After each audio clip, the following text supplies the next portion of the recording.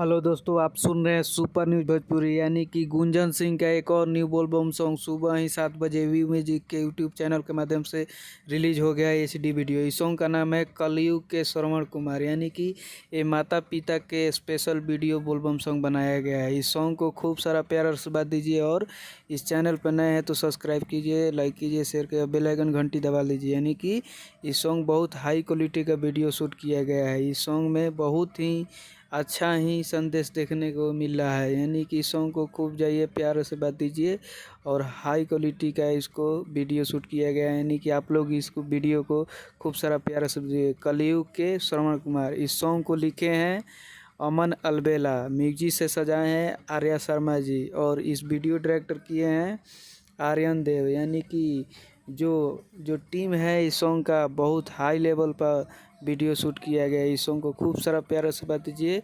कलयुग के श्रवण कुमार। यानी कि नए हैं तो बेल आइकन घंटी